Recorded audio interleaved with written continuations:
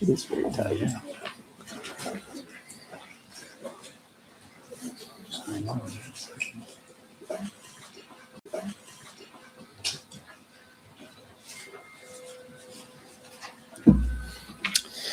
Good afternoon, everyone. Welcome to Bonnet Springs Park.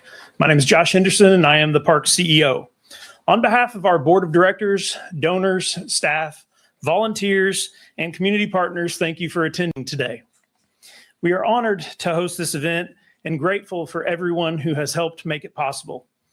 It is now my distinct pleasure to introduce the Secretary of the United States Department of Health and Human Services, the Honorable Robert F. Kennedy, Jr. Mr. Secretary, thank you.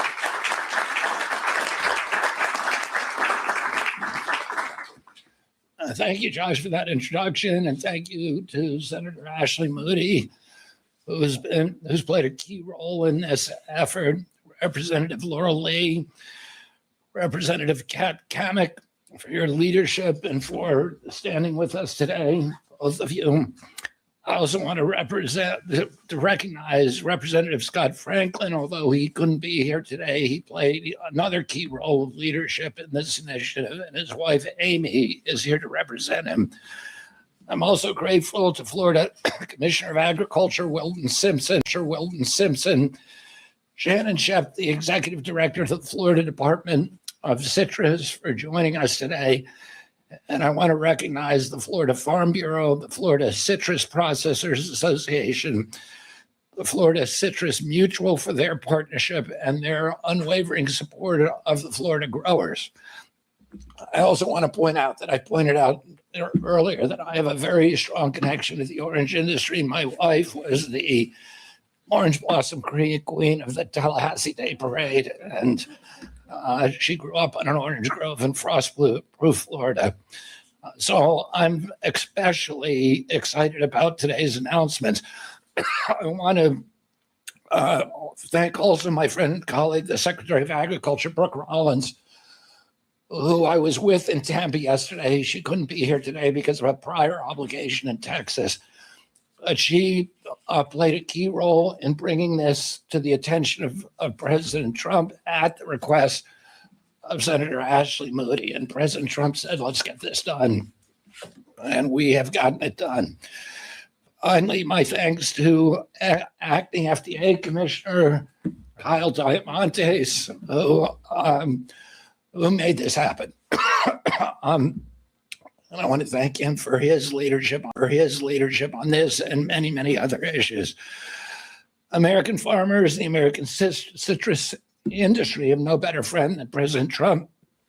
President Trump wants Americans eating American food and drinking beverages grown from American-made fruit.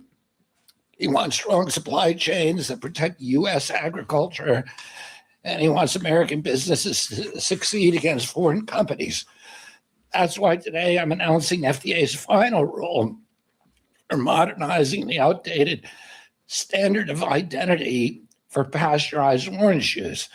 This rule, delivers a decisive victory for American farmers. It protects our domestic supply chains and advances President Trump's America First agenda. For more than 80 years or 60 years, federal regulations have required pasteurized orange juice sold in the United States to contain at least 10.5 degrees Brix, which is a measurement of dissolved sucrose. But hurricanes, citrus greening disease, and other extraordinary events have devastated Florida's historic citrus groves, naturally reducing the sugar content of many Florida oranges. Even though Florida growers continue to produce high-quality fruit, orange juice companies have had to import higher sugar content oranges, mainly from Brazil, but other foreign countries, in order to satisfy these outdated requirements. The regulations hurt our economy, drove up costs, they cost American jobs, and unnecessarily force higher sugar levels in orange juice, which is something that we don't want. That outdated regulation is something that the Trump administration wants to cut, along with its other efforts to cut red tape, by lowering the minimum BRICS levels from 10.5 degrees to 10 degrees. This long overdue reform will reduce our dependence on foreign imports, unleash American agriculture, and save the industry more than $60 million every year. $60 million every year. It strengthens American supply chains and levels the playing field for American citrus growers and maintains the safety and quality and taste of this American product. That is the American First policy in action, guided by gold standard science. That's how we grow our economy. That's how we support our farmers and U.S. businesses. And that's how we give Americans access to real food that they can trust as we make America healthy again. Please join me in welcoming my colleague and friend, Acting FDA Commissioner Kyle Diamantes.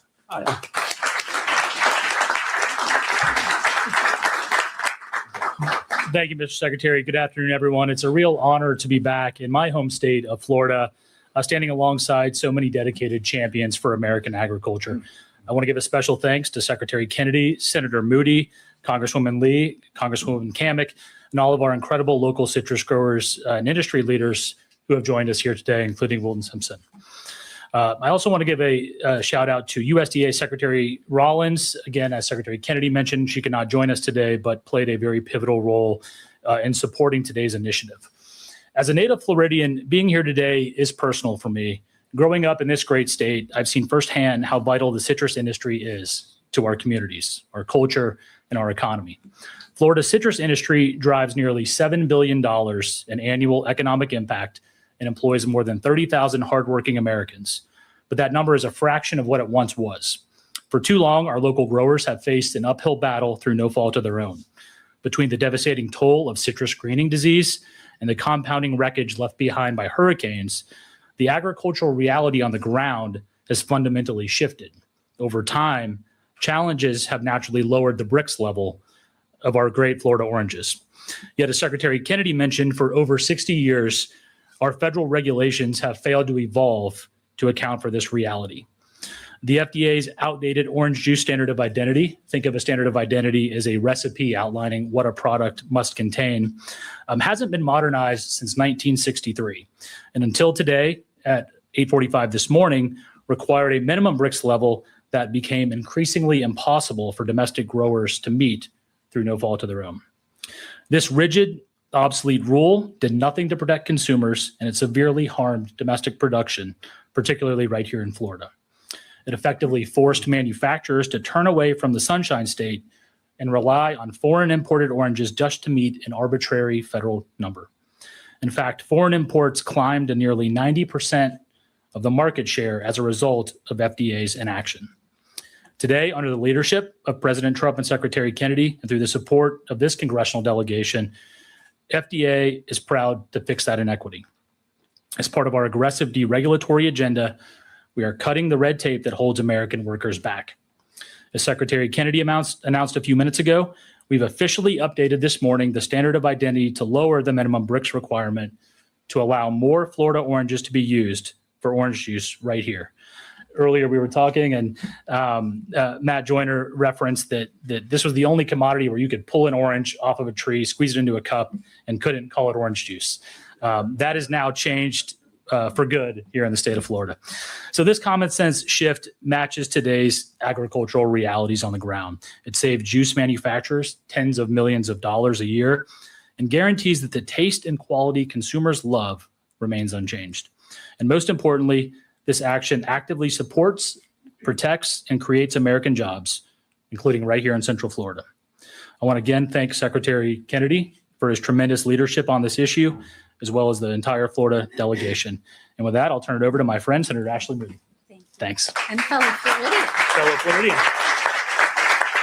This is a great day for the state of Florida and for the Florida orange. And just to put this in perspective, the Florida orange, which is on every Florida license tag driving around the state, over the past 2 decades, the production of the Florida orange has gone down 90 to 95%.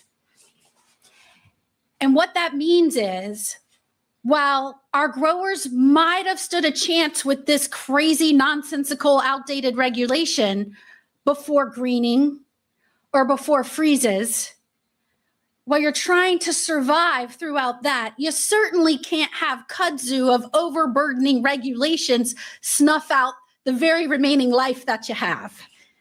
And when Governor DeSantis appointed me to the Senate seat, I said, I'm going to go to Washington and fight for this state and fight for our industries and fight for our families and take a machete to the administrative bureaucracy that is actually working against the prosperity of our families. And this is one of the best examples I could find. The growers came to meet with me within the first month, and they said, we've been trying to get somebody to pay attention to this regulation that makes absolutely no sense, that makes us have to import Brazilian oranges to make Florida orange juice. And we can't get anybody to change this. Will you file the bill? I'm like, absolutely. I'll be the lead sponsor in the Senate. Scott Franklin was the lead in the House. We have these awesome ladies leading the charge. And then I said, this is a bureaucratic problem. I'll fight for this bill. Fine, we can pass a law, but all we need is for this agency to start thinking about Americans first, America growers first. What a novel concept as a country to think of your citizens and your industries first. And when I explained this to the president, it took him 10 seconds to get it and say, we've got to change this rule. And so I'm so grateful to Secretary Kennedy and to Secretary Brooke Rollins, who didn't just sit there and listen and shake their heads and say, we get it. They didn't just start complaining with everybody else and lamenting the state that we found ourselves. They said, this makes no sense. We're going to roll up our sleeves and we're going to change the darn rule, because that's what we can do within our power as an agency for our people. Because somewhere along the line, the US government has stopped working for the people. It is a government by and for the people, but we keep forgetting that last part. And so I am so happy to have been a part of leading the Defending Domestic Orange Juice Production Act, but more importantly, getting in there, digging in, working with the agencies. And you heard Secretary Kennedy say, for everything that they're passing, they're trying to do away with needless regulations that are stifling the prosperity and growth of this country. Because here is what this administration understands. If we grow it here or manufacture it here, or we need to grow it here or manufacture it here for the safety and strength of our country, let's get it done. I'm so happy to be your United States Senator for the great state of Florida, where we're getting it done. Thank you so much.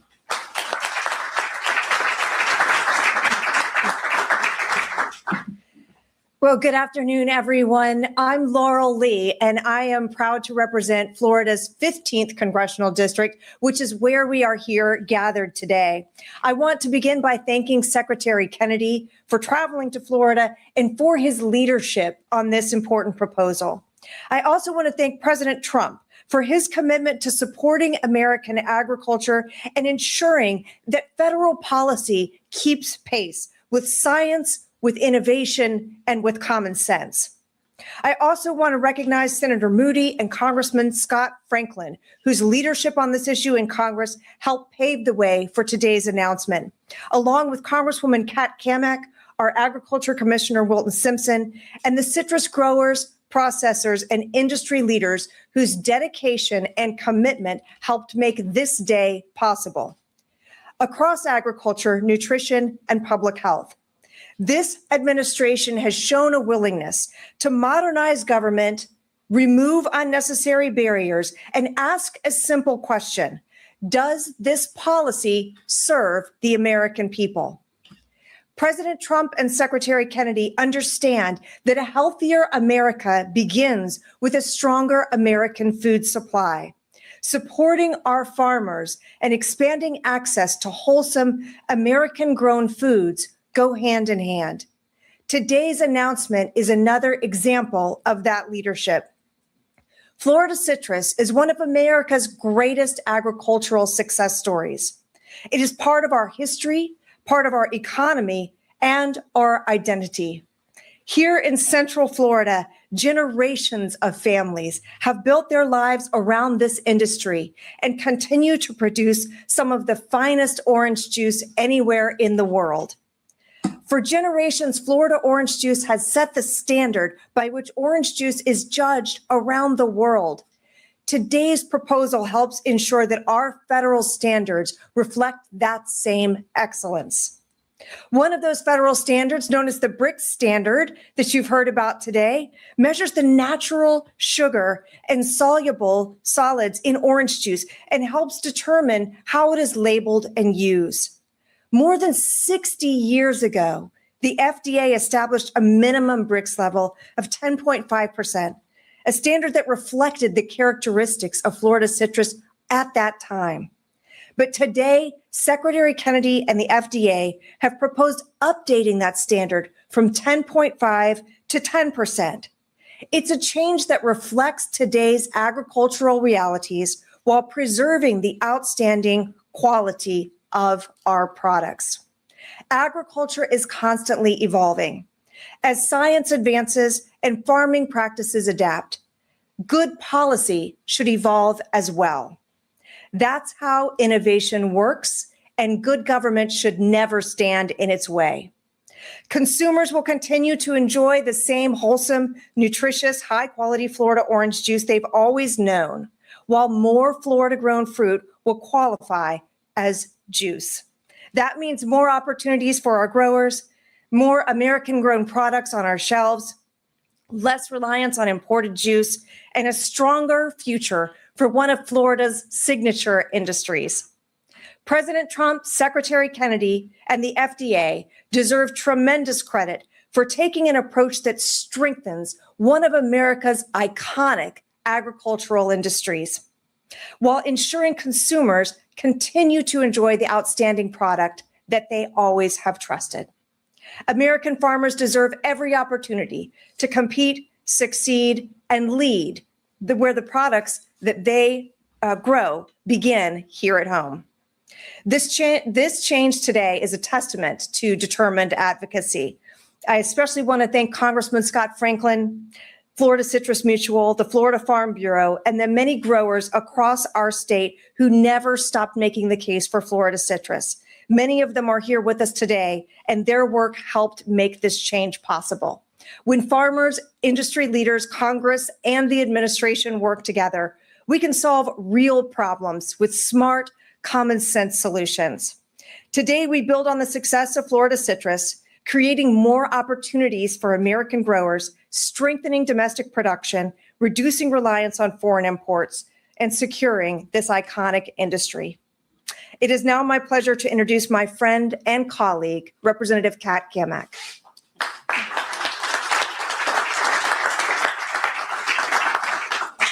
Well, good afternoon. It is such a pleasure to stand here with, and to be candid, titans that have moved mountains.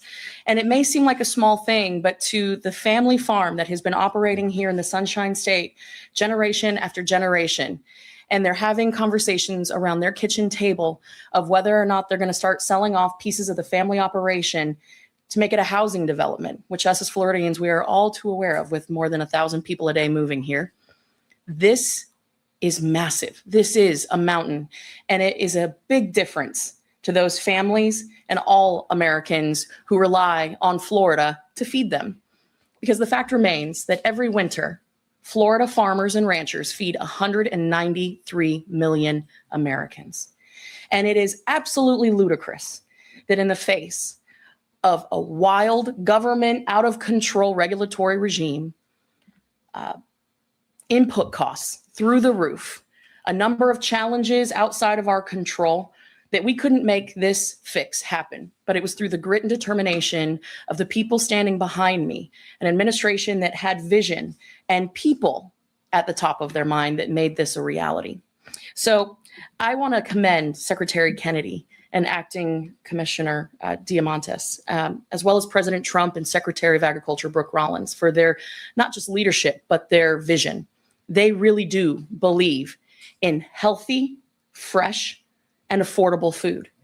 This is one more step that they have taken in the line of many that really does execute on the MAHA agenda. And so I couldn't be more proud to stand here as the lone representative for Florida on House Agriculture. For years, we have worked to support the citrus industry, working with these individuals behind me to not only find ways that we can address citrus greening through research and development through the greatest university that the world has ever seen, the University of Florida. Go Gators. Yeah. No matter where you go, there's always a Gator in the room, and y'all know that. Gator Nation is strong, baby. But through the R&D that we have worked to secure and keep going as we work to try to find cures for citrus greening, which here recently there was an announcement through the EPA that new rootstock would be available in order to treat this disease. This is the thing that we have needed to do. Stop importing Brazilian citrus. Put Florida farmers first. This is an outdated regulation that served no purpose. And so it is incredibly encouraging to see just another regulation taken off the books that some unelected, nameless, faceless swamp creature up in Washington really had no clue the impact that it was having. I would also like to highlight that in this farm bill that was passed by the House of Representatives earlier this year, Florida, well, we made out like bandits. And it says volumes of the team that is standing here today who recognizes the importance of Florida when we talk about our food supply, which, as we all know, is national security. This may seem like a small thing, but it is a big thing, not just to the families who produce our citrus, but to the people who consume all around, not just the nation, but the globe. And I want to again thank the incredible Trump administration for their vision, their grit, their work ethic, but all of my amazing partners, from Jeb being the president of Florida Farm Bureau, my colleagues, Florida Citrus Mutual. Wilton, you've been a titan for Florida agriculture, and I am just so honored and blessed to stand here. You can't imagine the fights that we have had in committee over this and explaining it to people, and even those that want to be opposed to it, they're like, well, yeah, that really doesn't make much sense. So today is a win for so many. Citrus, Florida, farmers, and, well, common sense. So I'd be remiss if I didn't say, welcome to the Sunshine State. Go Gators. And it is my pleasure to introduce our Commissioner of Agriculture, Wilton Simpson.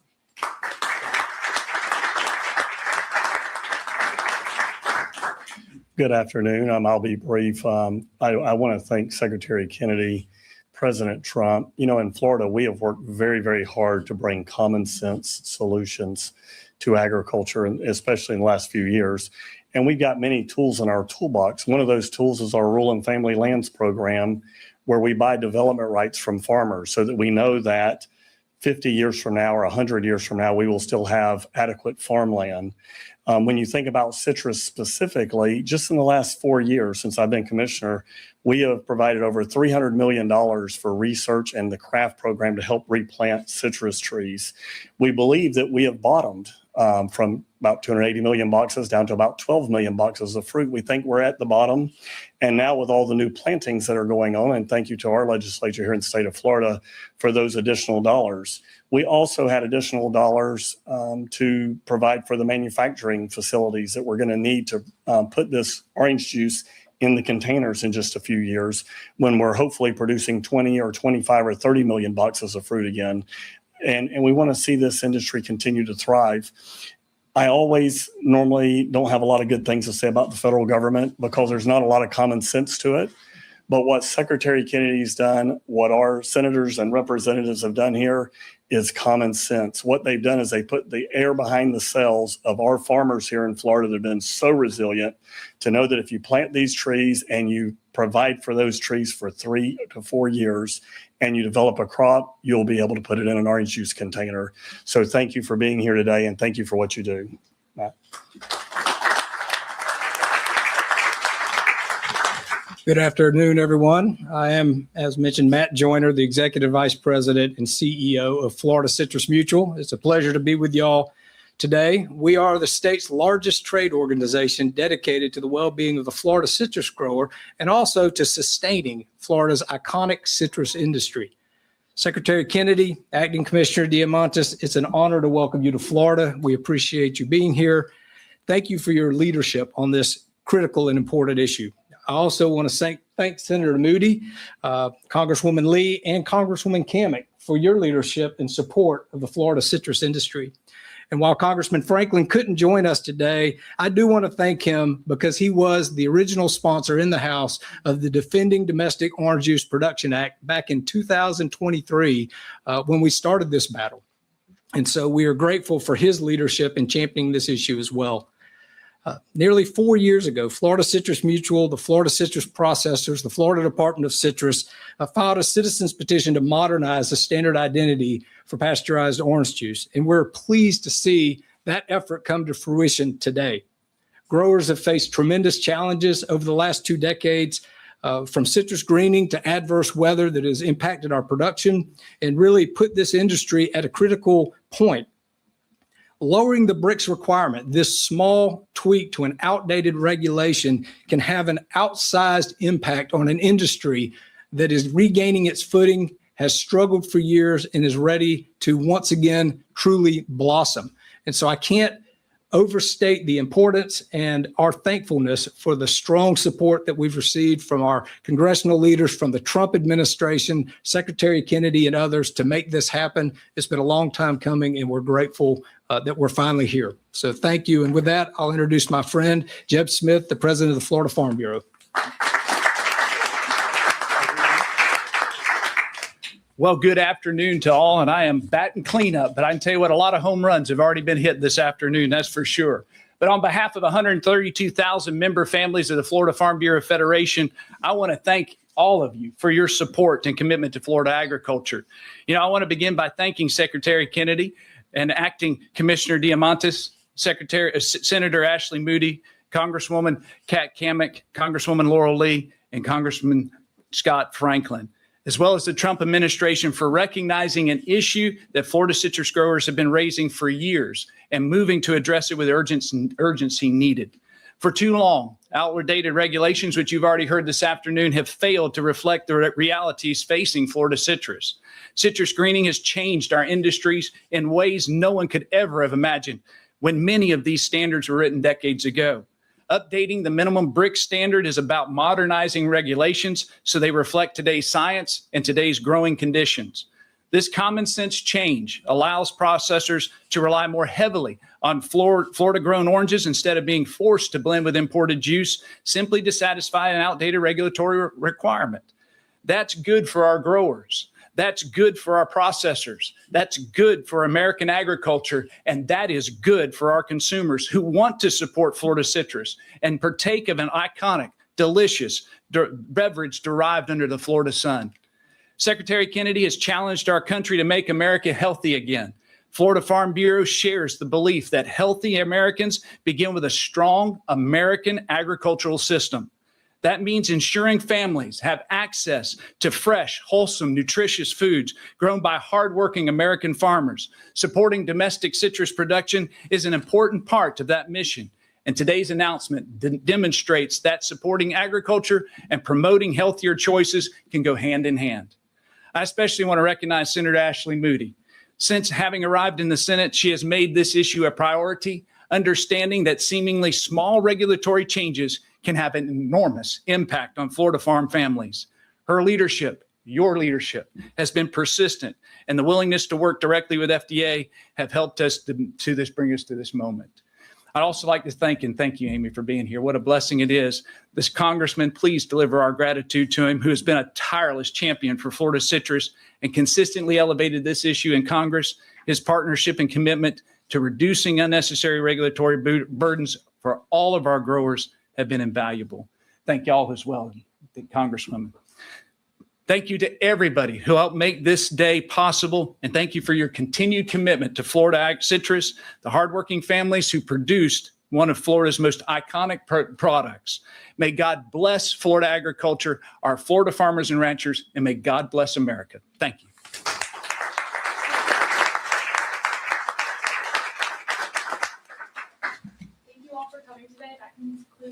remarks section. We will now go into the Q&A portion. Just give us 1 moment to get our mics ready. Conrad in the back will be handing around mics, and I will call on you. Make sure that when you have your hand up and you're called on, that you say your full name, outlet, and that your question is related to the topic of today's press conference. Good Gary.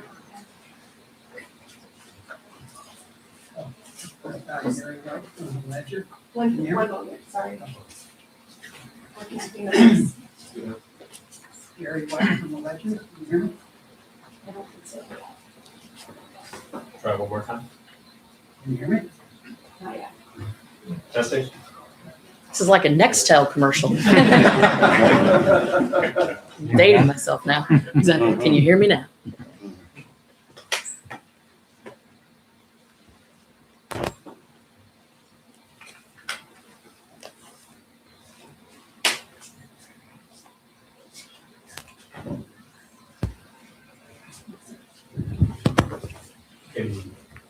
This one works. Here we go. Okay.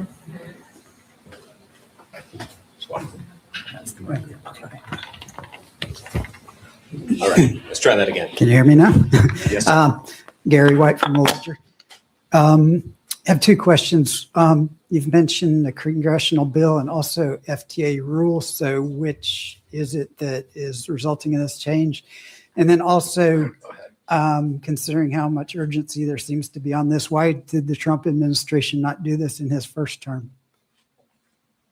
I can take the legal part of the question, although I think I'm not the only lawyer standing up here. So the way regulations work is those are generally passed. They're proposed. There's opportunity for notice and comment from people, and then there's a final rule.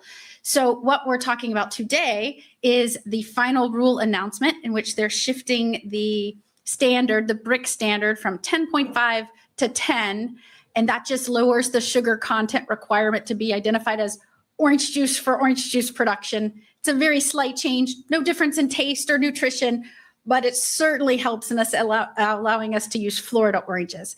So the proposed bill that Scott Franklin led in the House and I led in the Senate would have mandated that regulation change.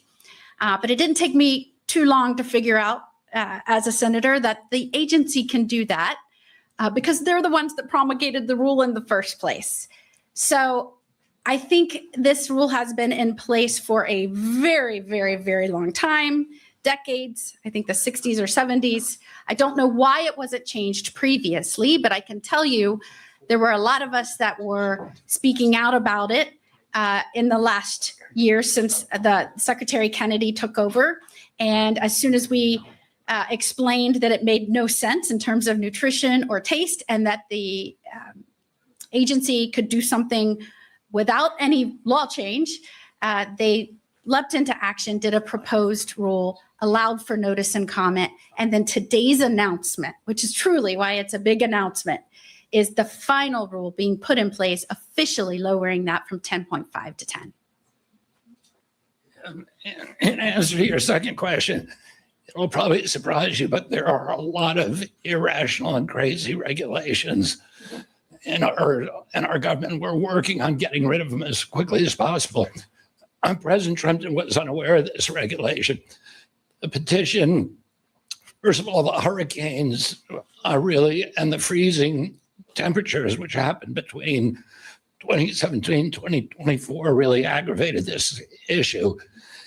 And the citrus growers did not petition until the last administration, to the Biden administration. And President Trump was unaware of this issue until Senator Moody brought it to his attention. Brooke Rollins was in that meeting. President Trump said, I want to fix this. They called me and we put FDA to work fixing it as quickly as we could.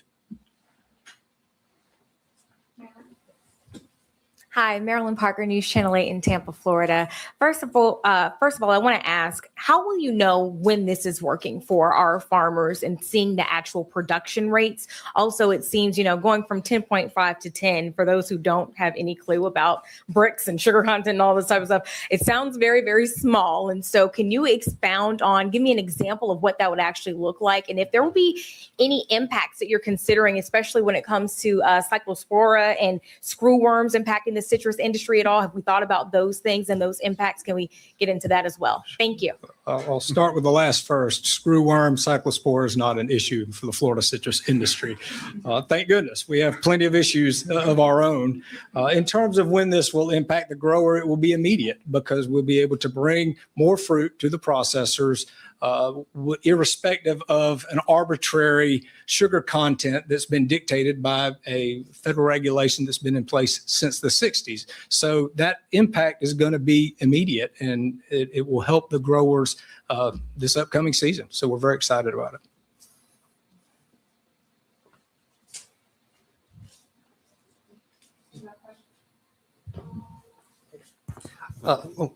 Louis Levy with the Business Observer. Can you quantify what the change will be? I mean, how many more boxes are we talking about? And when you say immediate, how immediate is immediate?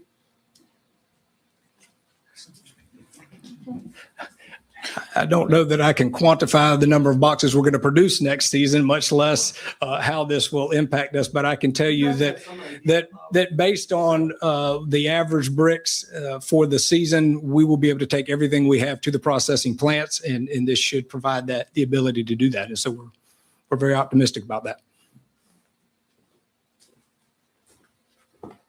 Hi, Jacob Berg, Epoch Times. I've got a question for Secretary Kennedy.